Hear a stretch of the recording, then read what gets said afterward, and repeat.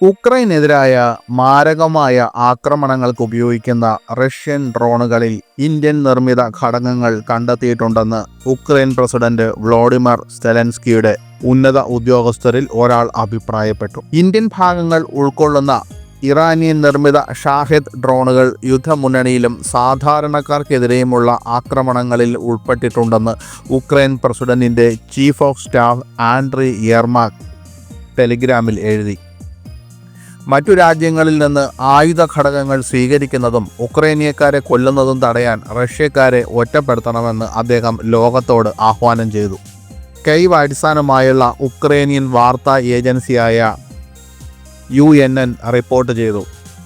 കൂടാതെ റഷ്യൻ ഊർജ സ്രോതസ്സുകൾ വാങ്ങുന്നത് യുദ്ധത്തിന് ധനസഹായം നൽകുകയാണ്, അത് സമാധാനത്തിന് സംഭാവന നൽകുന്നില്ലെന്നും യെർമാക് പറഞ്ഞു.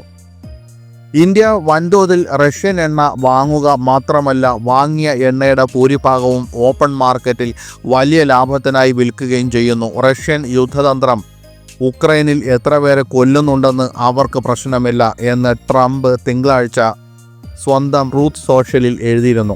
റഷ്യയുടെ ഷാഹിദ് 136 ഡ്രോൺ ആയുധശേഖരത്തിൽ ഇന്ത്യൻ നിർമ്മിത ഘടകങ്ങൾ ഉണ്ടെന്ന ആരോപണത്തിൽ ഉക്രൈനിയൻ ഉദ്യോഗസ്ഥർ ആശങ്ക ഉന്നയിച്ചിട്ടുണ്ട്. ഉക്രൈനിയൻ അടിസ്ഥാന സൗകര്യങ്ങളിൽ തുടർച്ചയായ ഡ്രോൺ ആക്രമണങ്ങളിൽ ഈ ലോയിറ്ററിംഗ് യുദ്ധോപകരണങ്ങൾ നിർണായക പങ്ക് വഹിച്ചിട്ടുണ്ട്. ഇത് റഷ്യൻ സൈനിക ശേഷിക്ക് ഇന്ധനം നൽകുന്ന പരോക്ഷ വിതരണ ശൃംഖലകളെക്കുറിച്ച് ആഗോള ആശങ്ക ഉയർത്തുന്നു. ഇന്ത്യയിൽ നിർമ്മിച്ച ഇലക്ട്രോണിക്സ്, ഡ്യുവൽ യൂസ് മെറ്റീരിയൽസ് എന്നിവ റഷ്യൻ ഡ്രോൺ വിന്യാസത്തെ സഹായിച്ചിരിക്കാമെന്ന ആരോപണത്തിലാണ് ഈ വിവാദം കേന്ദ്രീകരിക്കുന്നത്. പ്രതിരോധ നിഷ്പക്ഷത, ഉപരോധങ്ങൾ പാലിക്കൽ, വികസിച്ചുകൊണ്ടിരിക്കുന്ന റഷ്യ ഉക്രൈൻ യുദ്ധത്തിൽ ഇന്ത്യയുടെ പങ്ക് എന്നിവയെക്കുറിച്ചുള്ള ചർച്ചകൾക്ക് ഇത് തുടക്കമിടുന്നു. ഉക്രൈൻ പ്രതികരണങ്ങൾ ശക്തമാക്കുമ്പോൾ ആഗോള പ്രതിരോധ വിശകലന വിദഗ്ധർ ഇന്ത്യയുടെ കയറ്റുമതി നിയന്ത്രണ സംവിധാനങ്ങളെയും ഭൗമരാഷ്ട്രീയ നിലപാടുകളെയും ചോദ്യം ചെയ്യുന്നു.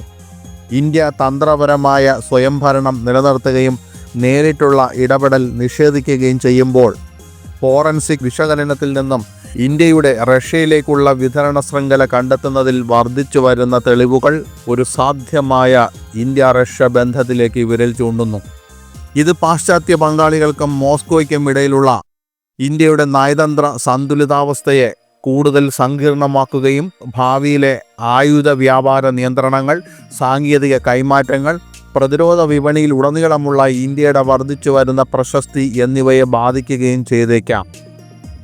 ഇത്തരം പരോക്ഷ പിന്തുണ, യുദ്ധക്കളത്തിലെ സാങ്കേതികവിദ്യ എന്നിവയെക്കുറിച്ചുള്ള ന്യായാന്യായങ്ങളെക്കുറിച്ച് തിങ്ക് ടാങ്കുകൾ, അന്താരാഷ്ട്ര മാധ്യമങ്ങൾ എന്നിവയിലുടനീളം ഈ വിഷയം പുതിയ ചർച്ചകൾക്ക് തുടക്കമിട്ടു. 2022 അവസാനം മുതൽ വ്ളാഡിമിർ പുടിൻ ഉക്രൈനെതിരായ യുദ്ധം തുടങ്ങിയത് മുതൽ ഉക്രൈനെതിരായ യുദ്ധത്തിൽ ഇന്ത്യൻ നിർമ്മിത ഘടകങ്ങൾ ഉൾപ്പെടുന്ന താരതമ്യേന വില കുറഞ്ഞ ഷാഹിദ് ഡ്രോണുകൾ നിർണായക ഭാഗമായി മാറിയിരുന്നു. തുടക്കത്തിൽ ഇറാൻ റഷ്യയ്ക്ക് 2000 ഫുൾ അസംബിൾഡ് ഡ്രോണുകൾ നൽകിയിരുന്നു. താമസിയാതെ ഇറാനിയൻ റെഡിമെയ്ഡ് ഘടകങ്ങൾ ഉപയോഗിച്ച് സ്വന്തമായി അസംബ്ലി സിസ്റ്റം സ്ഥാപിച്ചുവെന്ന് ഉക്രൈൻ്റെ സുരക്ഷാ സർവീസ് അറിയിച്ചു. ഉക്രൈൻ വ്യോമസേനയുടെ കണക്കുകൾ പ്രകാരം കഴിഞ്ഞ മാസം മാത്രം റഷ്യ 6000-ലധികം ഷാഹിദ് ടൈപ്പ് ഡ്രോണുകൾ വിക്ഷേപിച്ചിരുന്നു.